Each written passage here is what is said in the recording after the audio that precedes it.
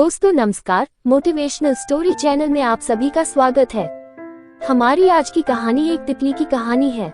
हम में से बहुत से लोग जानते हैं कि एक सुंदर और रंगीन तितली एक अनाकर्षक कीड़े से बदलती है। ये एक तितली की कहानी है जो कभी भी सामान्य जीवन नहीं जी पाती है। एक दिन एक आदमी को एक कोकून दिखाई दिया। उसे तितलियां बहुत पसंद थीं और उनके रंगों के अद्भुत संयोजन का उसे शौक था।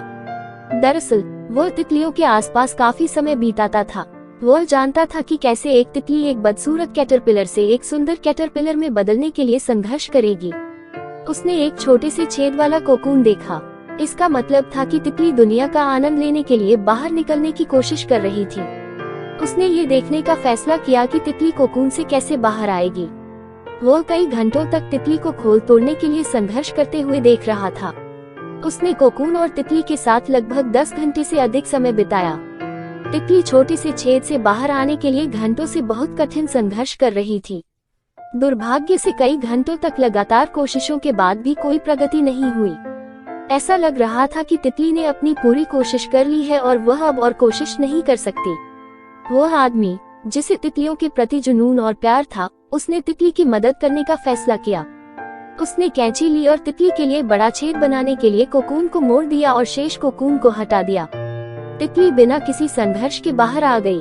दुर्भाग्य से तितली अब सुंदर नहीं दिख रही थी और उसका शरीर सूजा हुआ था और उसके पंख छोटे और मुरझाए हुए थे। वह आदमी खुश था कि उसने बिना किसी संघर्ष के तितली को कोकून से बाहर निकाल लिया।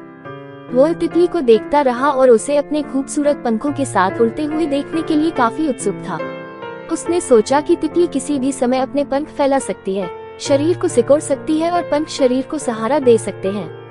दुर्भाग्यवश न तो पंख फैले और न ही सूजा हुआ शरीर कम हुआ। वह सूखे पंखों और विशाल शरीर के साथ ही रेंगती रही। अब वह उड़ने के लायक नहीं थी। हालांकि आदमी ने इसे अच्छे इरादे से किया था, लेकिन वह नहीं जानता था कि केवल संघर्षों से गुजरकर ही तितली मजबूत पंखों के साथ सुंदर बन सकती है।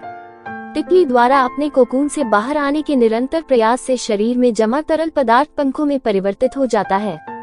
इस प्रकार शरीर हल्का और छोटा हो जाता है और पंख सुंदर और बड़े हो जाते हैं। तितली की तरह ही अगर हम संघर्ष नहीं करना चाहेंगे तो कभी भी उड़ नहीं पाएंगे। संघर्ष ही हमें चमकाता है।